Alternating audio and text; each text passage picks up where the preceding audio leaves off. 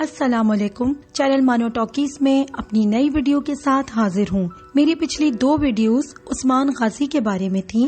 ان videos میں سلطنت عثمانیہ کے بانی عثمان غازی کی زندگی کے کچھ ایسے پہلوؤں پر روشنی ڈالی تھی جو شاید لوگوں کی نظر سے پوشیدہ تھے یا جن کے بارے میں کچھ ابہام تھا کہ اس میں کتنی حقیقت ہے اور کتنا افسانہ۔ اس ویڈیو میں عظیم عثمان غازی کی فتوحات کے بارے میں بتاؤں گی، خاص طور پر برسا شہر کی فتح کے بارے میں بتاؤں گی کہ اس کو عثمان غازی نے کس طرح فتح کیا۔ اس کے علاوہ ایک ایسی رسم کے بارے میں بھی بتاؤں گی جو شیخ ادیبالی نے پہلے عثمانوی بادشاہ یعنی عثمان غازی سے شروع کی اور وہ رسم آخری عثمانوی بادشاہ تک جاری رہی۔ اور ایک اور بات، جن لوگوں نے ڈرامہ درلس ارطغرل اور کرولش عثمان دیکھا ہے انہوں نے یہ بات نوٹ کی ہوگی کہ عثمانوی اپنے آپ کو بھیڑیے سے تشبیہ دیتے تھے۔ تو ایسی کیا خصوصیات ہیں بھیڑیے کے اندر؟ اگر ہم پاکستانی کی حیثیت سے دیکھیں تو ہم اس بات پر فخر کرتے ہیں کہ ہمیں شیر سے تشبیہ دی جائے، شیر جیسا جگرا، شیر جیسی بہادری۔ تو اسی ویڈیو میں آپ کو یہ بھی بتاؤں گی کہ آخر بھیڑیے میں ایسی کیا صفات ہیں کہ عثمانوی اس سے متاثر تھے۔ لیکن یہ سب جاننے کے لیے ضروری ہے کہ آپ اس ویڈیو کو پورا دیکھیے، اور اگر ابھی تک آپ نے میرا چینل سبسکرائب نہیں کیا ہے تو سب سے پہلے چینل کو سبسکرائب کیجیے اور ساتھ ہی جو بیل آئیکن ہے اس کو بھی بجا دیجیے تاکہ نت نئے موضوعات پر بنی ہوئی میری ویڈیو سب سے پہلے آپ تک پہنچ سکیں۔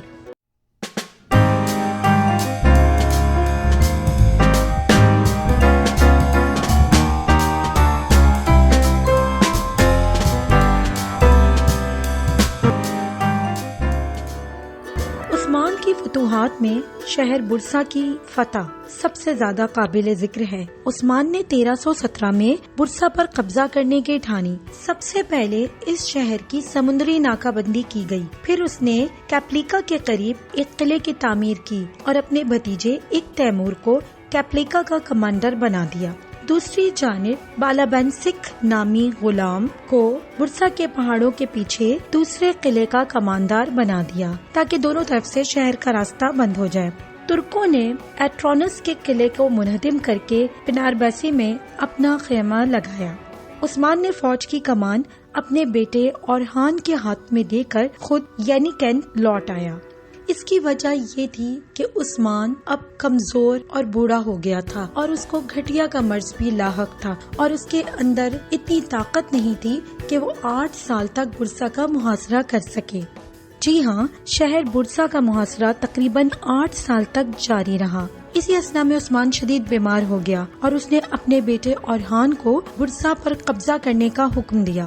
اورحان نے برسا کے گورنر سے ہتھیار ڈالنے کا مطالبہ کیا، جس پر گورنر برسا نے تحفے کے طور پر مہنگے کپڑے اور اپنی خود مختاری کے لیے 40,000 سونے کے سکے بھجوائے۔ عثمان سے مشورہ کرنے کے بعد اورحان نے گورنر کو اپنے ملازمین اور خاندان کے ساتھ شہر چھوڑنے کی اجازت دی۔ اورحان نے برسا کے شمالی ساحل کی جانب جیملک کے راستے کو ذریعہ سفر بنایا اور 1326 میں ترک فوج برسا میں داخل ہو گئی اور فتح کے جھنڈے لہرا دیے۔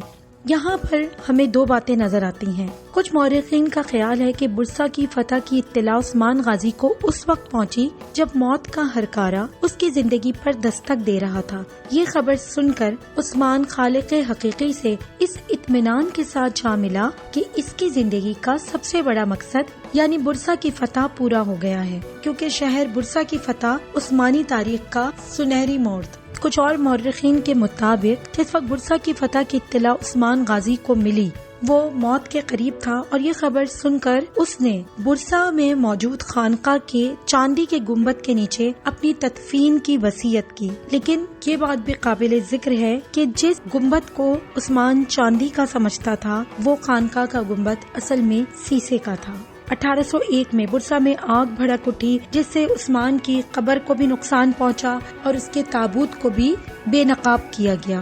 1855 میں برسا میں آنے والے زلزلے نے عثمان اور اورحان کے مقبروں کو مکمل طور پر تباہ کر دیا تھا، لیکن جلد ہی بازنطینی ڈیزائن کے اس قدیم شہر کی تعمیر جدید عثمانی طرز سے کر دی گئی۔ اب چلتے ہیں اس رسم کی طرف جس کی ابتدا شیخ ادیبالی نے کی۔ یہ بات یقیناً آپ کے لیے انکشاف ہوگی کہ شیخ ادیب علی نے عثمان اور اس کے بعد آنے والے سلاطین کو اسلام سے جوڑنے کے لیے ایک رسم تخلیق کی۔ عثمان کے تخت سنبھالنے کے 2 ہفتے بعد شیخ ادیب علی نے حضرت محمد صلی اللہ علیہ وآلہ وسلم کے ساتھی صحابی ابو ایوب انصاری کی قبر مبارک پر عثمان کو اس کی تلوار کے ساتھ باندھ دیا۔ یہ علامت تھی کہ اب عثمان اسلام سے جڑ گیا ہے۔ اب اس کی زندگی، خدمات اور سلطنت عثمانیہ اسلام کے عقیدے کی محافظ بنا دی گئی ہے۔ اس رسم کی ابتدا عثمان سے ہوئی اور اس کے بعد 1918 تک تمام آنے والے سلاطین اس رسم سے جڑتے رہے۔ بعد میں یہ رسم ایوب مسجد یا ایوب مسجد میں منعقد ہوتی تھی۔ 1909 تک غیر مسلموں کو ایوب مسجد میں داخلے اور اس رسم کی تقریب میں شرکت کرنے پر پابندی تھی۔ محمد پنجم نے اس پابندی کو خیر سگالی کی علامت کے طور پر ختم کیا، اور ایک دلچسپ بات یہ ہے کہ محمد پنجم کے سلطنت عثمانیہ کے تخت پر بیٹھنے کے بعد اس رسم کی فلم بندی بھی کی گئی۔ ایک اور دلچسپ بات یہ ہے کہ سلطنت عثمانیہ کے تمام سلاطین کو اس رسم میں ایک ہی رسمی تلوار کمر سے باندھی گئی، اور یہ تلوار عثمان کی تھی، جسے سب سے پہلے شیخ ادیب علی نے عثمان کی کمر پر باندھا تھا۔ یہ تلوار آج بھی استنبول کے ٹاپ کپی میوزیم میں موجود ہے۔ عثمان کی نسل نے 1923 تک سلطنت عثمانیہ کی صورت میں حکومت کی، اور اس حکومت کے خاتمے کے بعد یہ بچا کچا عثمانی خاندان جلا وطن ہو گیا، اور اس کے ساتھ جو گزری وہ یقیناً کسی اور ویڈیو میں آپ تک ضرور پہنچاؤں گی۔ عثمان کے اقتدار میں ایک اور متنازع تاریخ کا پہلو بھی ہمیں نظر آتا ہے، لیکن اس تنازع کی حقیقت کتنی مستند ہے یہ کہہ نہیں سکتے۔ اس کے مطابق عثمان کے بازنطینی رہنماؤں پر حملہ کرنے کے منصوبے کی مخالفت ان کے چاچا دندار بے نے کی، اور اسی تنازع پر عثمان نے ان کو قتل کیا۔ آپ کو یہ سن کر بھی حیرت ہوگی کہ عظیم سلطنت عثمانیہ کے بانی فاتح عثمان غازی نے اپنی موت کے وقت ترکے میں کیا چھوڑا۔ جی ہاں، انہوں نے ایک ہارس آرمر یعنی زرہ بختر، جوتے کا ایک جوڑا، تلوار، نیزہ، ایک چھکڑا یا گھوڑا گاڑی کہہ سکتے ہیں اسے، کچھ گھوڑے، بھیڑ کے 3 ریوڑ، نمک اور ایک چمچ جسے وہ کھانے کے لیے استعمال کرتے تھے۔ اورخان غازی نے سلجوقی سلطنت کی طرح پہلی مرتبہ عثمانوی سلطنت میں سکوں کی ٹکسالی کی، اور اپنی فوج میں سرخ اور سیاہ رنگ کی وردی کی جگہ سفید رنگ کی وردی متعارف کرائی۔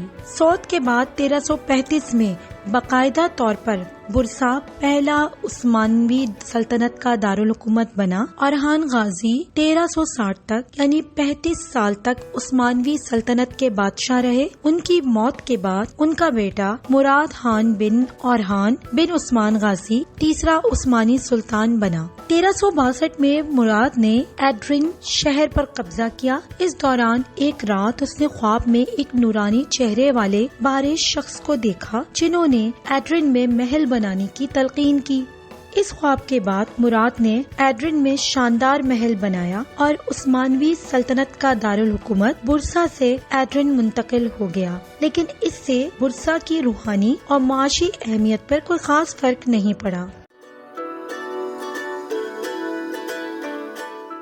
اب ہم آتے ہیں اس بات پر کہ آخر عثمانوی یا اپنے آپ کو بھیڑیا کیوں کہتے تھے۔ بھیڑیے کو عربی میں ابن البار کہتے ہیں، یعنی نیک بیٹا۔ بھیڑیے کی بہترین صفات میں بہادری، وفاداری، خودداری اور والدین کے ساتھ حسن سلوک مشہور ہے۔